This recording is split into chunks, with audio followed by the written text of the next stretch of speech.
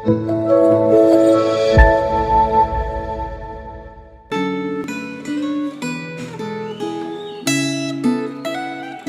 jemaat yang kasih dalam Tuhan, kita bersyukur hari ini kita boleh kembali berjumpa di dalam Refleksi Gemah dan saya mengajak kita terlebih dahulu untuk berdoa kepada Tuhan. Mari kita berdoa. Inilah setiap kami ya Tuhan, pribadi-pribadi yang dikasihi oleh Tuhan, dan kami terus-menerus belajar untuk mengasihi Tuhan. Dan salah satu bentuk kami belajar mengasihi Tuhan adalah kami setia membaca, merenungkan firman, merefleksikannya, dan menghidupi firman itu di dalam kehidupan sehari-hari kami. Berkati kami ketika kami akan belajar sebenarnya firman Tuhan hari ini. Dalam nama Tuhan Yesus kami berdoa dan bersyukur. Amin. Bapak Ibu, refleksi Gemah kita hari ini bertema cara pandang kerajaan Allah, yang terambil dari Matius pasal yang ke-14, tetapi saya akan membaca beberapa ayat saja untuk setiap kita, yaitu ayat yang ke-12, kemudian ayat yang ke-33. Demikianlah firman Tuhan. Kemudian datanglah murid-murid Yohanes Pembaptis mengambil mayatnya, yaitu mayat Yohanes Pembaptis, dan menguburkannya. Lalu pergilah mereka memberitahukannya kepada Yesus. Ayat yang ke-33 dikatakan, dan orang-orang yang ada di perahu menyembah dia, katanya, sesungguhnya engkau anak Allah. Bapak Ibu, di dalam kehidupan kita sehari-hari, maka setiap orang itu punya cara pandang. Cara pandang terhadap apapun di dalam hidup ini. Orang tua punya cara pandang tentang anaknya, apa yang akan terjadi pada anak. Seorang teman punya cara pandang kepada temannya tentang apa yang baik dan yang buruk. Teman ini membawa kebaikan atau menjadi toksik di dalam hidupnya.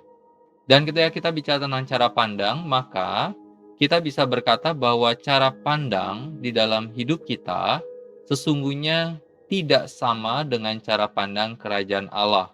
Cara pandang dunia ini berbeda dengan cara pandang kerajaan Allah. Di dalam bagian ini, secara khusus Matius pasal yang ke-14, maka terbagi kepada 4 peristiwa. Yaitu peristiwa yang pertama ketika bicara tentang Yohanes Pembaptis.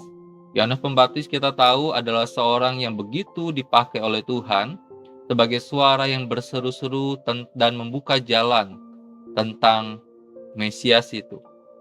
Tetapi kita tahu di dalam ayat yang pertama sampai dengan ayat yang ke-12 diceritakan bagaimana Yohanes Pembaptis itu akhirnya dihukum mati oleh Herodes, dan kemudian kematiannya ini membawa sesuatu yang mendukakan bagi para murid. Itu sesuatu yang lumrah terjadi ketika kematian seseorang membawa kedukaan bagi orang yang mengasihi orang yang meninggal itu. Tetapi ketika kita melihat apa yang terjadi pada Yohanes, apakah yang terjadi pada Yohanes merupakan sesuatu yang sebatas kekalahan pekerjaan Tuhan di dalam diri Yohanes? Maka kita bisa melihat tidak, bahwa melalui peristiwa kematian Yohanes pun Tuhan di dalam sudut pandang kerajaan Allah bisa menjadikan itu untuk kemuliaan nama Tuhan.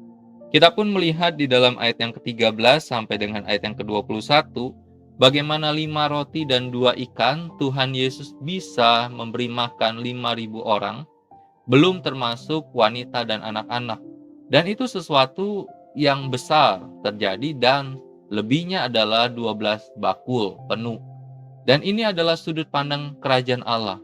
Sesuatu yang mustahil, tetapi kemudian sesuatu yang mustahil itu Tuhan bisa jadikan untuk menjadi berkat bagi orang-orang lain, bagi orang yang lapar saat itu, dan untuk kemuliaan Tuhan.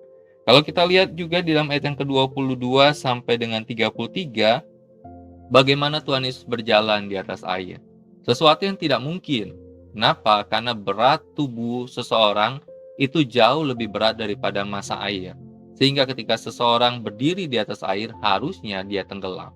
Tetapi yang terjadi pada Kristus adalah dia tidak tenggelam, tetapi dia berjalan di atas air. Itulah sudut pandang kerajaan Allah. Dan yang terakhir adalah Yesus menyembuhkan orang-orang sakit di Genesaret. Dan itu pun adalah sebuah peristiwa yang Tuhan lakukan.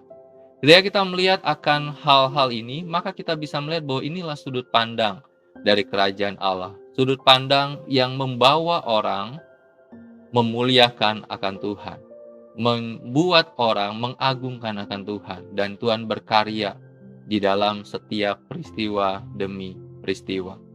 Ketika kita melihat akan hal ini, maka menjadi refleksi bagi kita adalah bagaimana cara kita memandang kehidupan ini.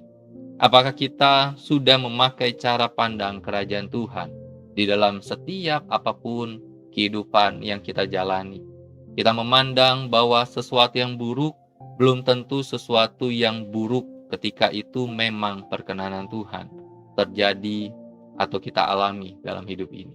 Sebuah sakit di dalam sudut pandang dunia, sesuatu yang sangat-sangat tidak menyenangkan. Tetapi bisa jadi melalui sakit itu pun nama Tuhan dimuliakan dan pekerjaan Tuhan diagungkan. Ketika kita bicara tentang sebuah kemustahilan, banyak hal yang di dalam sudut pandang dunia ini berkata itu mustahil. Tetapi ketika kita melihat akan apa yang Tuhan lakukan, Dia berjalan di atas air, Dia menyembuhkan orang yang sakit, Dia memberi makan melalui 5 roti dan 2 ikan, sesuatu yang mustahil, tetapi Tuhan bisa menggenapi itu untuk kemuliaan namanya. Saya tidak tahu seperti apa kehidupan Bapak Ibu, pergumulan Bapak Ibu, tetapi yakinlah, di dalam sudut pandang kerajaan Allah, Allah bisa melakukan banyak hal, dan Dia bisa pakai Bapak Ibu untuk kemuliaan nama Tuhan. Bagaimana setiap kita? Apa kita melakukan kehendak Allah bisa menghasilkan sukacita yang lebih besar daripada meraih kesuksesan menurut ukuran dunia ini? Dunia mempunyai sebuah konsep. Ketika seseorang itu berhasil dengan sebuah taraf tertentu. Tetapi dalam sudut pandang Tuhan, seseorang yang berkenan pada Tuhan ketika dia mentaati dan menuruti akan kehendak Tuhan. Biarlah kita punya hidup di dalam sudut pandang kerajaan Allah. Apapun kondisi kita, tetapi kita percaya semuanya tidak lepas daripada kendali Tuhan, kemauan Tuhan untuk segala sesuatu yang kita alami. Tuhan Yesus memberkati kita akan berdoa. Bapa, inilah setiap kami pribadi-pribadi, entah setiap kami yang bergumul dengan berbagai masalah, pergumulan kami, tetapi biarlah Tuhan di dalam semuanya itu, kami tahu bahwa segala hal yang terjadi pada hidup kami, kalau merupakan kehendak Tuhan, Tuhan akan menolong kami melewati, menyatakan pemeliharaanmu, menyatakan kasih-Mu. Berkati setiap kami yang sedang bergumul, yang sedang sakit, yang sedang ada masalah, tetapi biarlah kami tetap beriman kepada Tuhan. Terima kasih Bapa, dalam nama Tuhan Yesus kami berdoa dan bersyukur. Amin. Senantiasa jaga iman kita, senantiasa jaga imun kita. Tuhan memberkati kita. Amin.